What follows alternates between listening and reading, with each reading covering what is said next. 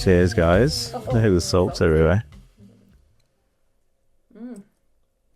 There's a lot of clients, we kind of touched upon it for first-time buyers, where they want to get into the property market, and it's not necessarily because they want a home to live in. They just feel like they're missing out on the property market that continues to increase. So one of the things that I ask people to look at is potentially rent vesting. So rent vesting is where you live, where you want to live, continue to live there because of the lifestyle, whatever it is, but you're investing somewhere. And that has a completely different mindset of buying a property because it's actually now an investment. So it's not necessarily, has it got a white picket fence? What area is it in? Is it in a capital city? There's so many considerations. It's an absolute minefield. Even though I've been doing this job for close to 20 years, even I personally wouldn't like to pinpoint a property interstate. If it was my local suburb, I'll probably live there. So it's not because of that, it's because of there's generally a price point. So to be pinpointing a property interstate is a completely different ball game. So, and we're talking about structures, how to set it up is completely different. So the strategy, I don't know if you guys have come across investing I was a rentvester. Yeah. Back before it was popular. That's how I started in property. So I bought my very first home to live in. Yes. And then that was in Far North Queensland. And then we moved to Sydney. And we sold that home at the time, moved to Sydney. And as soon as we got to Sydney, we tried to buy something, but realised the prices were very high and we were getting very small amount of value. And we also had 2 dogs, and finding somewhere, this was 20 years ago, finding somewhere in Sydney that was dog friendly was just like next to impossible. So we actually rent vested. We are from the Gold Coast. Yes. And we bought a townhouse on the Gold Coast. The reason it was easier though is because we bought that going, if we ever move back to the Gold Coast, this would be a nice home to live in. Yep. So it kind of had that. It certainly wasn't perfect by any means. Sure. The kitchen was really old and there were things we would have to do. But we were like, if we would be comfortable living there, then it's a good investment. Importantly, because we had dogs, it was a pet-friendly complex and we were like, this is a great investment. The numbers worked out to keep it as an investment. And we had this view that we would live in there one day as well. And that was really helpful because I think you're spot on. It's very hard to go, where do I start? Sure. All of Australia, I think, is my possible shopping centre. Like, where do I buy? That was really helpful because we bought in a suburb that we knew. Yes. And then we eventually did move back to the Gold Coast, but by then we had outgrown that house. We had children and another dog. We had 3 dogs for it. And we actually sold that place to buy our house. But the really important thing there is we had like continuity in the housing market. Yes. So we bought our first home, sold that, used the money we made to buy that second home, townhouse. Then a few years later, sold that, used the money to buy the home we still live in now. Yes.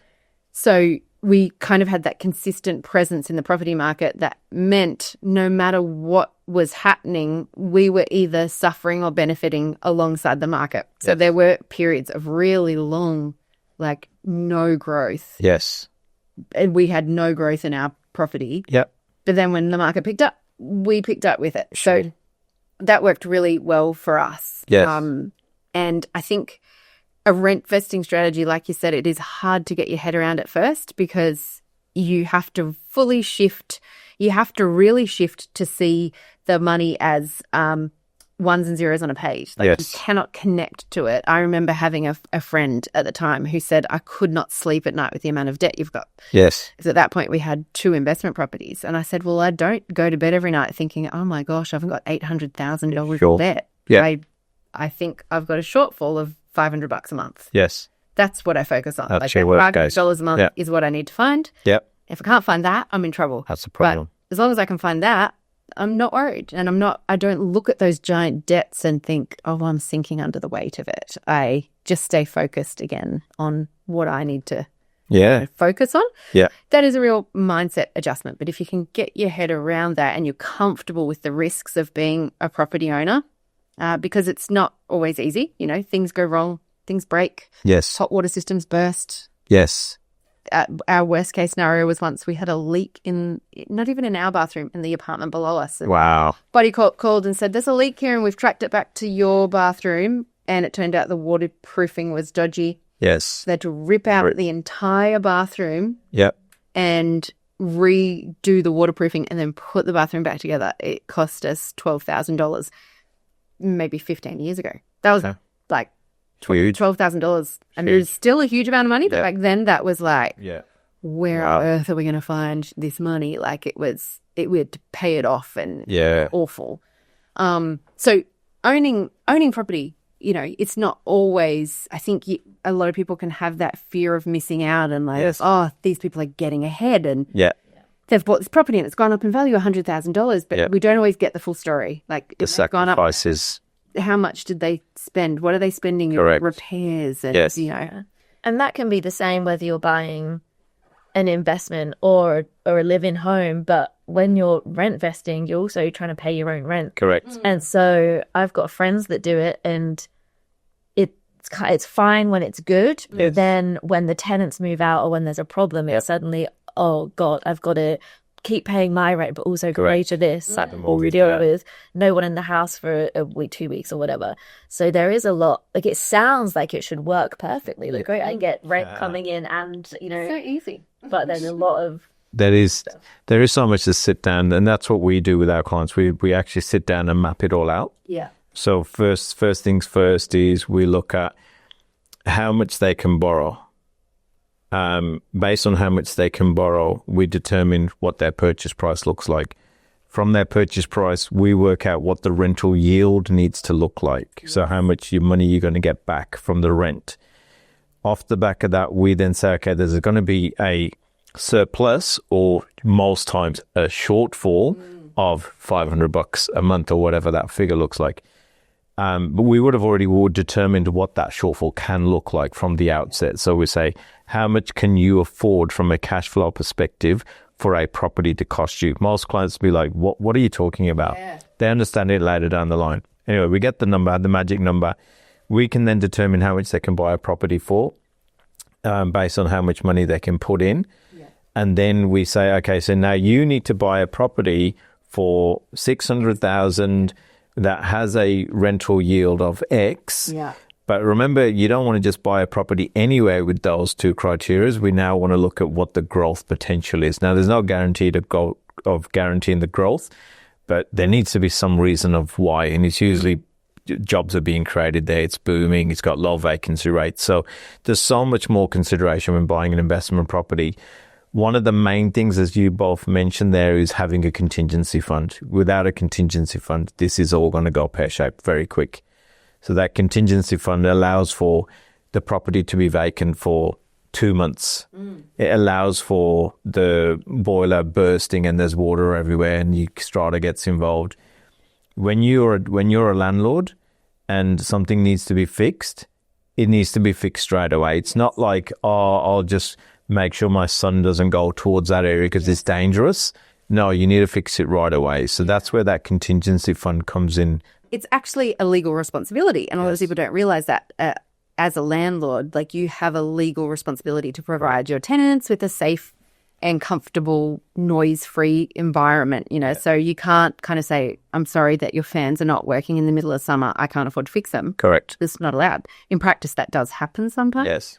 But legally, you're on the hook for that. So you have to make sure that you can afford all of those things without it causing you significant pressure and stress. Yes. And I think your approach there, what you're talking about, is the absolute ideal way to do it because it's very data-led. It is. Just starting with the facts and figures and not looking at how nice the kitchen is or, you know, it's got lots of bedrooms or that aspect is really pretty. You're starting with the basics of how the numbers need to look, and then you find the property that matches those numbers. That's the ideal way to do it. Yeah. Having a really good tax accountant is just going to be worth their weight in gold when you're investing in property as well, because if you've got an accountant who doesn't know the small intricacies of investing in property, they may be able to miss out on so many things. So one of the things that we ask our clients to consider when they're buying investment properties, get a depreciation schedule on their property as well. And they're like, what's that? Even for older properties, that it's still generally worth, I mean, you speak to your accountant, see, is it worth getting the depreciation schedule? But when you get the depreciation schedule, there's so much there that you can kind of take back to the taxman at the end of every financial year, which means money's coming back into your pocket. So it can work well. You just need to make sure that it's not, we can't afford to buy a house, or actually we've done really well with our property. We want to release some equity and we now want to buy an investment property. Just really need to drill down into those numbers, because they can become very costly very quick. Yeah, and I think to your point about the accountant too, there will be decisions you make about what kind of structure you buy the property in. So when you buy your own home, you usually just put it in your own name. But when you're buying an investment, it's totally different, and you might want to trust, or in some cases, a company name, not very common, but you might want to trust, particularly if you've got two people, and one of you earns more money than the other. Yeah. You can set it up in a way that it maximizes your tax deductions. Correct. And, there's actually quite a lot of complexity to it. And a lot of people can kind of balk at the idea of like spending all that money on an accountant. But for that investment, you're going to get advice that could save you tens of thousands of dollars or hundreds of thousands of dollars over time. Yes. So it's really, again, it's so much of this is about mindset and seeing that money not as this giant expense that is going to cost me, which, to be honest, used to be my view. Like I used to just think, oh God, what a waste of money. Like, how much do I have to spend on that? But then you realize how much it can save you and how much you can benefit from that advice. It's actually an investment in the outcome you get. So there's a lot of moving parts to it, and hopefully we're not scaring people off by digging into all the complexities here. But if owning property is your goal, looking at it from every possible angle is the way you're going to get there. That saying, if you can't get through something, then you'd see how you can get over it or around it or under it. Like, how can you get from here to there? Yes. Particularly if you live in Sydney, it's too expensive. You can't buy a home here. What are your options to be able to get into the market? Yeah. And Rentvesting might be one of them. So we had a really good news story for a couple of clients, two apprentices living in Sydney and Balmain, there or there, around there area. So we know it's pretty expensive, but the apprentices, they're not on huge amounts of money. And they had scrimped and saved, considering that they were renting in Sydney, they scrimped and saved about $60,000. So it's still not a huge amount of money if you're in the scheme of things, but they were like, we obviously can't buy in Sydney, but what can we do? Is there anything we could possibly do with this? Cut a long story short, we found an asset that met all those metrics, like purchase price, their rental yield, and all of the above. They ended up buying a unit down in Adelaide for $400K. So they bought a unit for Adelaide, 2-bedroom. It rented really well, where they hardly had to put any money into it. So it just basically washes in its own face. 12 months later, we do an annual review for all of our clients. So we'll do a quick kind of desktop valuation along with checking their rates and everything else. We sat down with them and checked. We'd done an evaluation for their property. So they bought this property for $400K. Within 12 months, it was worth $500K. Wow. And I remember speaking to the guy. He nearly had to sit down because he took them forever to save $60,000. And from doing nothing but taking action, buying it, trusting the professionals that they were working with, they bought this apartment down in Adelaide for $400K. 12 months later, it's worth $500K. So don't write it off. Like, there's a lot of minuses which we're talking about, and it's good that we talk about this, because the last thing we want to do is, like credit cards, people get one without realizing how bad it can be. Yeah. Same things with the investment properties. We talk about all the worst, what the worst can happen. And if you can stomach what the worst can happen, then the upside is going to be so much better for you. Yeah. And the worst is not likely to always happen. Correct. But it's really good to go in aware, and it's like anything in life, your expectations will shape your experience. So if you go in buying an investment property and you expect it's going to be easy, that's just going to be such a hard lesson for you. Yes. Because it is not easy. There's a lot of complicated scenarios that pop up. There's a lot of negotiating. It's a lot of work. It's not straightforward. So much. You know, finding a tenant, and there's so much of it that takes a lot of time and energy. But that's all kind of worth it when you talk about a result like that. Yes. That someone was able to grow their wealth by $100,000 in a year. Yeah. And then you start to look at, you know, I used to be the editor of an investment property magazine. So we would speak a lot to people who would have that experience or that type of outcome. And then they're like, well, what if I have 2 or 3 or 4 investment properties? Yeah. And, you know, there's a really mixed opinion on this. Some people think investors take housing out of the market for first home buyers. The reality in Australia, though, is that 30% of us rely on investors and landlords to live. Correct. If all landlords like just left the market today and invested elsewhere, you would be, so many people, a third of Australia would be homeless. Like, They wouldn't be in really properties. need landlords. We need investors. I've had a lot of conversations recently because there's a housing crisis, and I think people don't always understand what is actually happening. And so I've had people say to me, oh, those investors, they're buying up all the property. And I say, no. We're actually in a rental shortage at the moment as well. Yes. We need investors. Yes. We need more rental places on the market. Correct. That's not what the problem is. And so people, I think, get a bit confused. Yeah. And maybe there's like a misconception about what investors are doing and who they are. And who they are. I think that's exactly it. And I think we definitely, the last few years, you know, I've been investing in property for over 20 years and I've been writing about it for that same amount of time. I've never seen rental markets like they've been the last few years, and they have been atrocious. Like I think it should be illegal to increase the rent from 500 to 800. That just shouldn't be allowed. There should be, I know that it's the market and, you know, they've largely left rental markets up to for the market to decide. But that type of scenario is no one individual's fault. No. It's the result of economic decisions, of a lack of supply, of construction costs skyrocketing, of global wars impacting, like supply of construction materials. It's like so many things impacted that, right? But it's not the fault of the average everyday Australian who's just trying to rent a home. We should not be in a situation where the rents can increase by, what is that? Silly amounts. Yeah, no way. In some areas there are caps, I think, of 10%. But then you do have there are investors that I have known to get tenants to leave, and then they'll hike up the rent for the next person to come in. And there will always be dodgy investors. We'll always find, not dodgy necessarily, but profit-motivated investors who will always find that way. I think the regulations have changed a lot in the last decade or so in particular to try and give tenants more rights. But I think in general we need to find that balance between investors who are incentivized to buy these properties so that renters can have somewhere to live.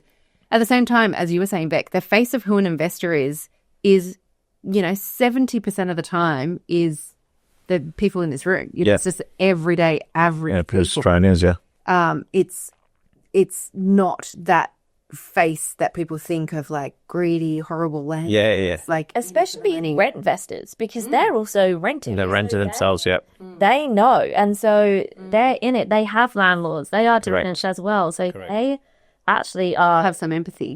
So they're great, and they're people that are probably just starting out on the property market, and they're you know, doing it to get a foot in and whatever. So they're not the greedy investor. And there's both sides to the coin. I've been a landlord for many years, and I remember at one time having a particular tenant, and her situation was pretty, you know, sad and stressful, and she had a really terrible rental history because of her situation. And we said, we'll give her a go. Like, she's really struggling to find a place. We'll let her go in. And we had a terrible experience with her, you know, running late on her rent. Ongoing.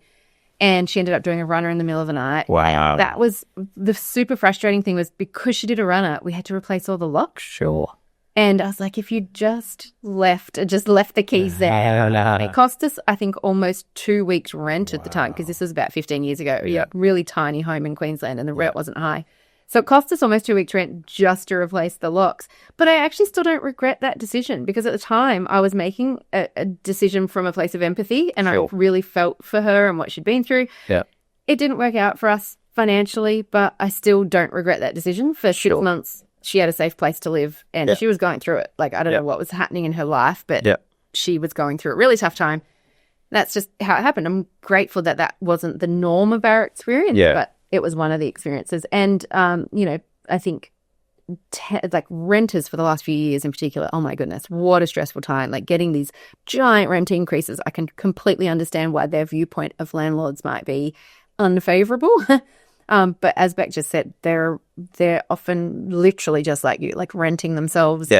Yeah. And it's humans on the other side of this most of the time. Yeah. Yeah. It is. Decent.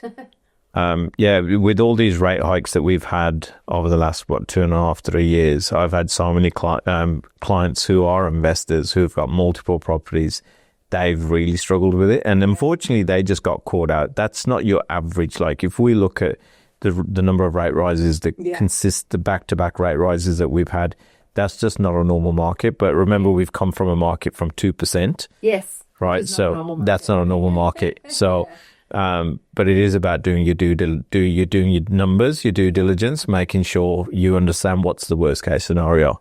Yeah. I know someone who had multiple investment properties, and when the run of rate hikes happened, their mortgage costs increased to $67,000 over the year. Wow. And I think they had 3 properties and they had to sell 2 of them. Yeah. They just did not. That's huge. God, wow. Amazing. You said at the beginning of this that you will sit down with your clients and walk through the numbers. And I mean, a lot of people, I guess, think mortgage brokers just kind of find them a home loan and be done with it. But that's like a lot of work. Yes. So what kind of people, if someone's getting into rentvesting or investing, and they obviously have you working through all of that with them, which is incredible, and they need an accountant as well. Sure. But what other kind of people do they need around if you're doing all of that? Yeah. Crunching. So between the accountant and myself, we would work out more of the structure, the strategy of what that looks like. So the accountant would understand what the circumstances are for that client. So, you know, if they're paying a lot of tax, the accountant may want to try and minimize the tax. So it's like, well, we're not too fussed about what the yield is. It's more what are they trying to achieve is the growth. But outside that is buying the right asset. So that's where your buyer's agent comes into it. The solicitor as well, as we mentioned, having a good solicitor who's going to go through the contract, make sure there's no nasties in there.